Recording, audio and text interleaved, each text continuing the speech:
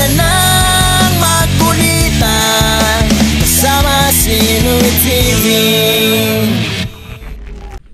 Ituloy na natin ang trabaho. Ano ba? Kulang tayo ng mga sako na gagamitin natin para sa paghahakot. Hindi na muna ako maliligo. Pagpapawisan lang, hindi naman tayo. Saka maligo. Sana magpapalit ng damit pag... Wala, ito lang mga sako. Saka magpapalit ng damit pagkaligo mamaya. Si Utol pupunta muna ng ano, ng Obitono, kukunin yung mga ano dun, asarol, ganun pala para magamit dito. Pinabili ko na rin siya ng merienda para sa merienda sa mga tutulong, no? Tutulong dito. Merienda ni Daddy, ni Pepe, ni Utol, at merienda naming lahat. Pangkalahatan na yan. Oh, isa pa to sa pangarap ko na mabakbak na talaga eh. Lawak pa niya pag umusod talaga. Nagpasabay na rin tayo ng gloves kay Utol para mas masarap magtrabaho. Sabi nga nila pag naka-gloves sa mga trabahong ganito mas nakakasipag. Kasi kahit ano hawakan mo, 'di ba? Kahit sa paglilinis o kaya sa pagbabota, pag nakabota ka confident kang maglakad-lakad kung saan. Kaya nakakasipag gumalaw. Ano sabi mo, Tol? Tingnan nga natin kung anong meron pa dito.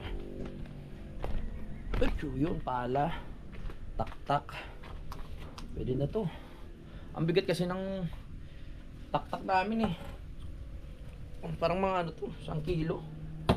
1 kilo, 2. Bigat eh. O kaya na, ang bilis makapagod. Dito na tayo dumaan. Dito na sa kabila. Umpisahan ang trabaho. Go.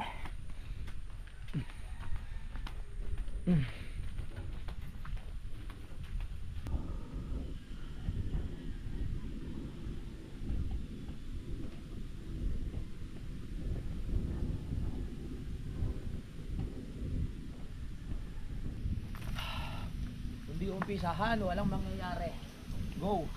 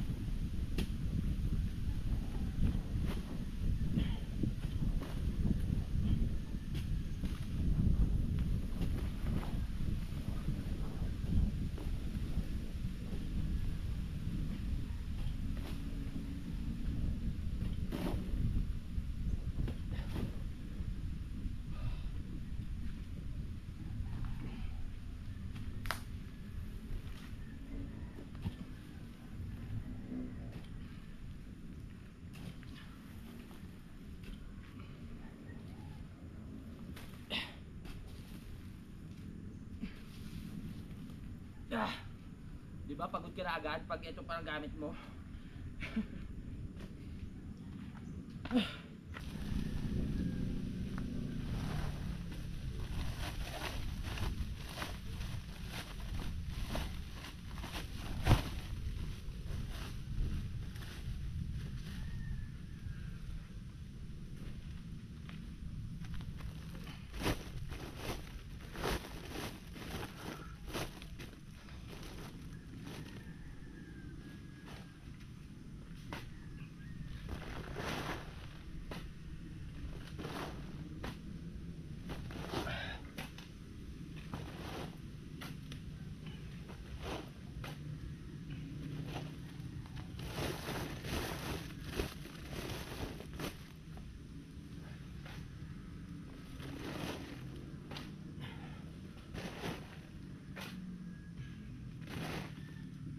Sakto lang, wag natin pagkabigatan para mabuhat ko lang na maayos.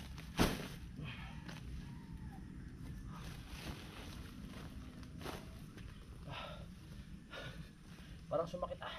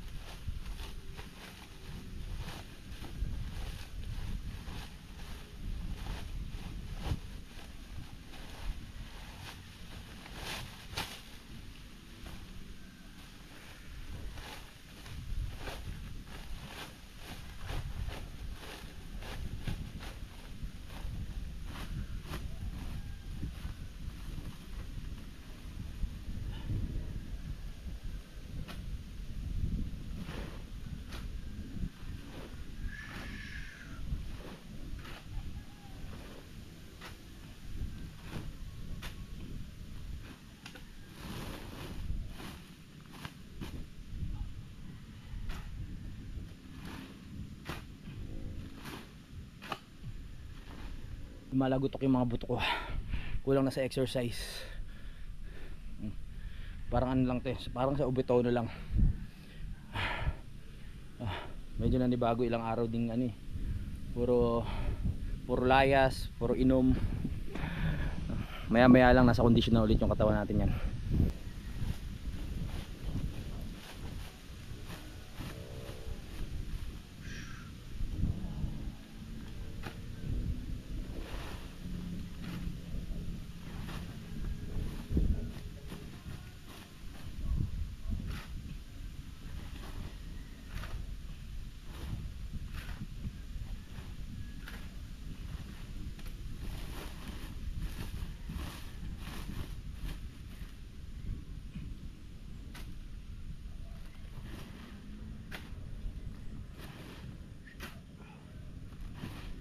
Okay, nakailan na tayo? 1, 2, 3, 4, 5, 6, 7, 8. Buhatin muna natin. Hindi, maglalagay pa pala muna ako ng ano dito, pinakatungtungan, kasi ang taas ng hakbang na to eh. Nahirapan akong tawag ito, nahirapan akong humakbang, ang taas.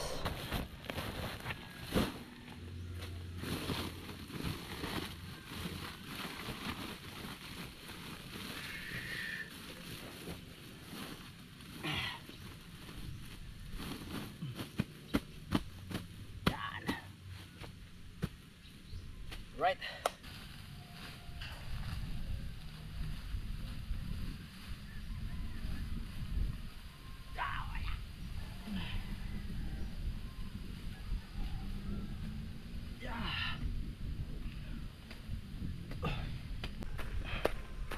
Go. Para pagdating ni Daddy, pagbalik ni Utol, konti na lang. Go, go, go, go. Dito muna.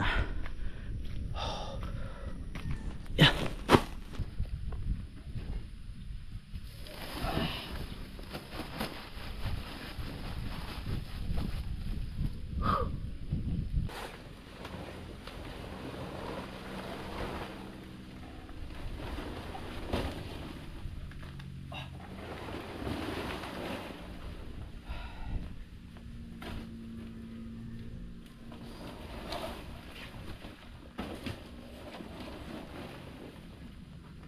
Isang sako para sa araw na to.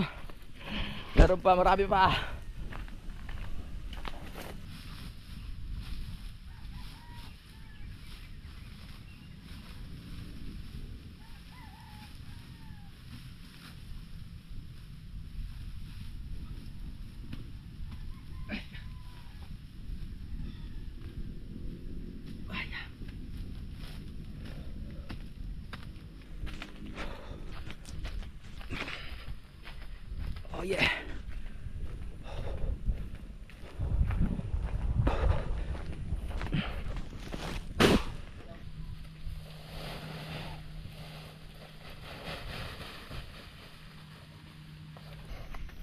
siksik na to eh sa ulan.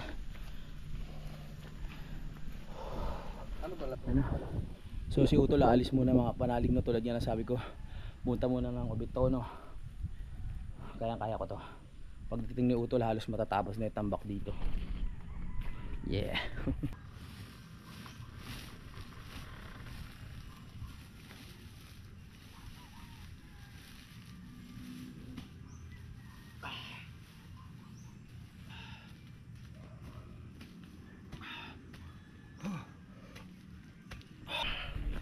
Konti pa.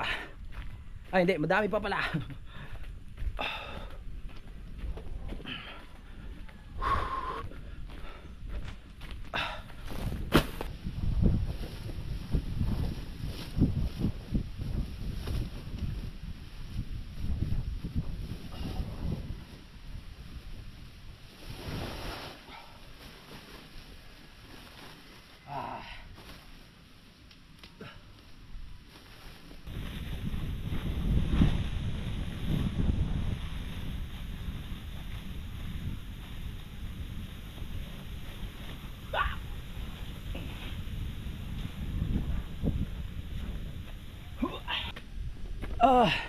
Kaya pa!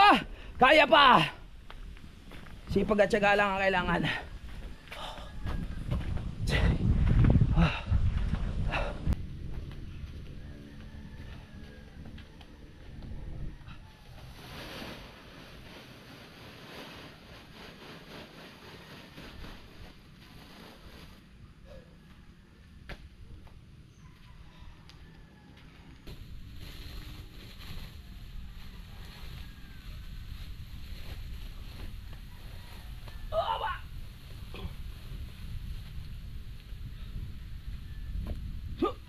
Paubos na ang sako. Another pala na naman.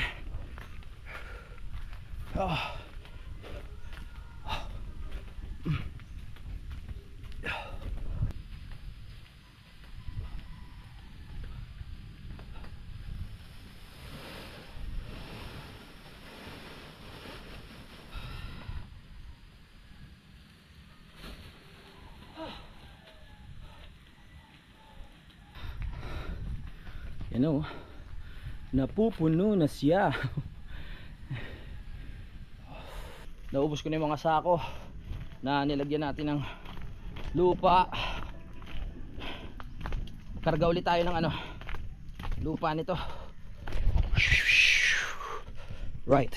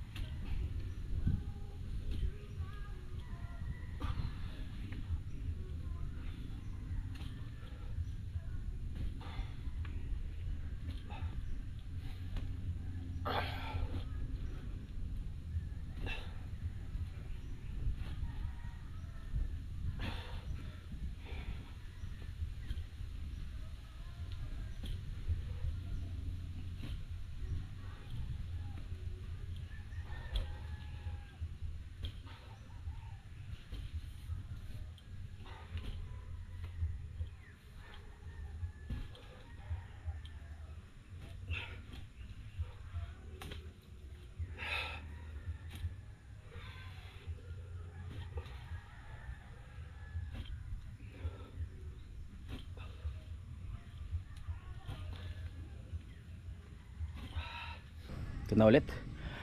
Nakapuno na ulit tayo. Nakaipon ng lupa. Hanap muna ako ng sako. Tapos iipunin ko muna yung mga lupa dyan mga kapanalig nyo na nakaimbak sa sako para pagdating ni Utol pagtutulungan na namin buhatin. Grabe na yung pawis ko. Hanap ako sako dito, baka meron pa. Malalaki yung sako eh. Mahirap lang talaga punuin.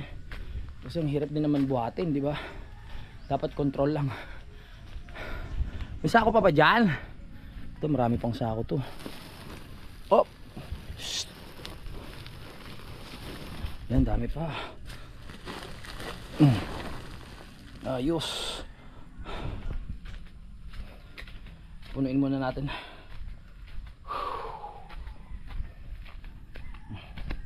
Pahinga muna ako. Nakakapagod talaga tong ano tawag dito, itong di ba nakalimutan ko agad yung tawag. Ano ba tawag? Taktak.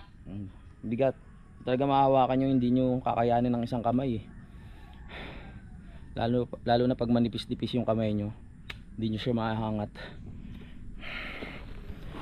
Solid na ito eh. Parang may bato sa loob kaya ganun eh. Ba yan?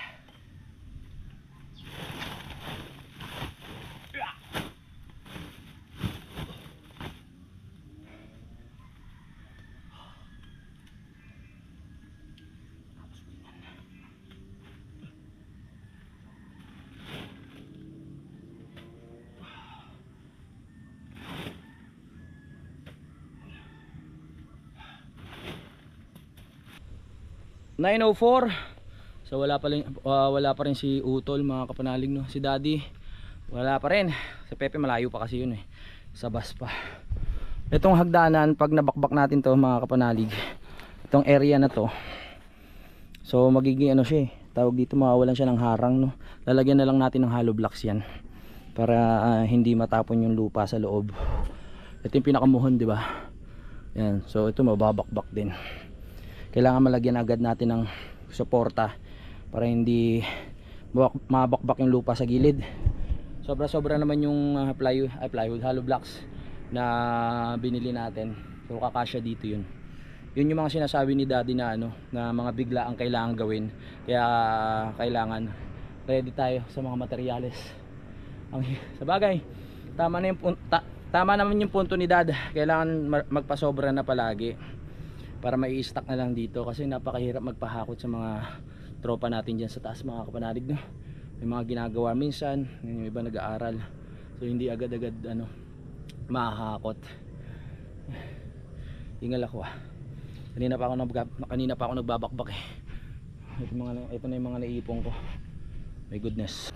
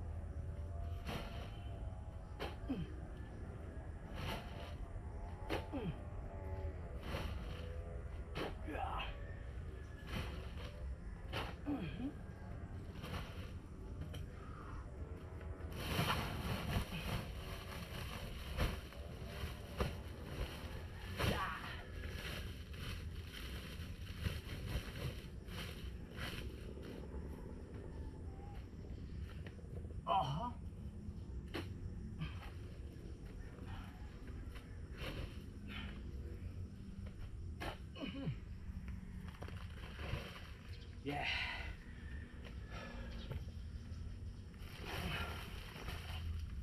Wala akong kausap ngayon dito kundi kayo, mga ibon. Kilig-kilig.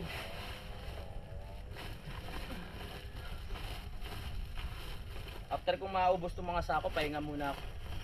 Hintayin ko na sila dumating para mapagtulungan na namin yung pag-akyat doon.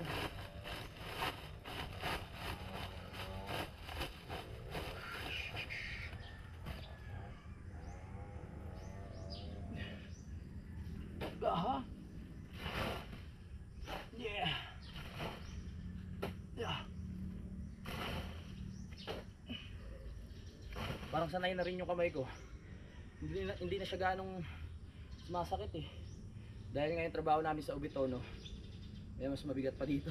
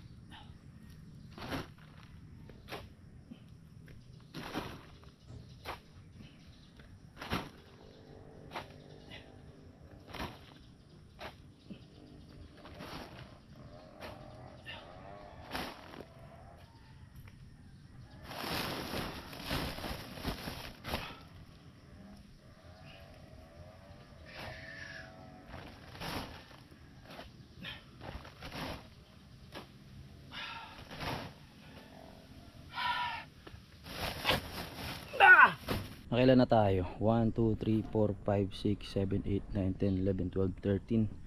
13 na sako. Buti may mga sako pa tayo natira. Galing to kay Kanoy, binili ni Utol. Oh, dire-diretso.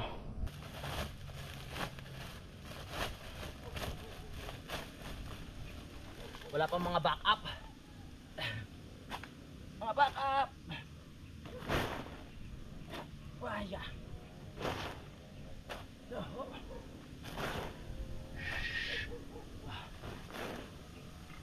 All right.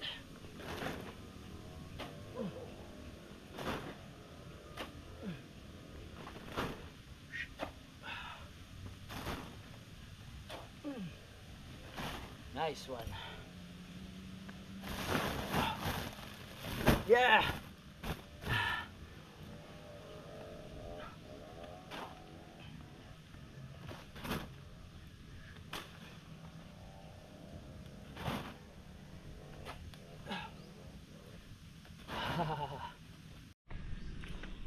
Binabala ko sana kanina buhatin ko na isa-isa to, pero sa pagpapala pa lang at pagbabakbak ng lupa talagang bawas na ang energy. Kaya talagang dapat hintayin natin sila para makasuporta sa paghahakot. Siguro mga mga 17 na sako pag naubos, kasi meron pa dun hindi pa kasama yung pinakatungtungan dun. Bilangin natin. Isa, dalawa, meron pa ba dyan? Wala na, puro na to. Meron pa. 3, 4, 5, 6, 7. Dami pa. Ayos pala So 14 na to. Tapos meron tayong 20 sako. Ang galing ko na sa mata.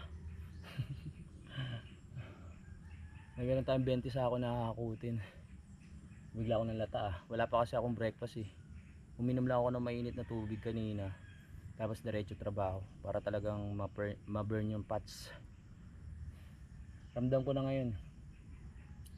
Inom lang ako tubig maya maya.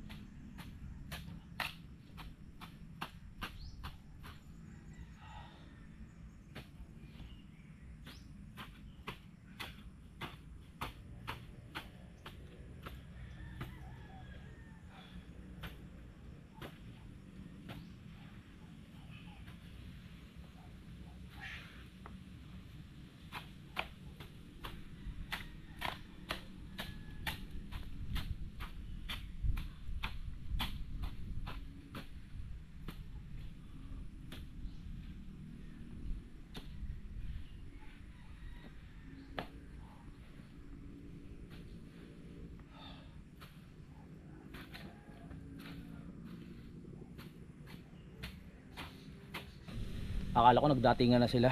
Ibang tao pala yun. Parang merong mag-ano ngayon mamimitas ng nyog, no?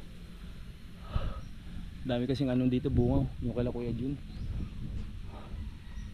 Akala ko ayun na yung mga backup ko. Wala pa pala.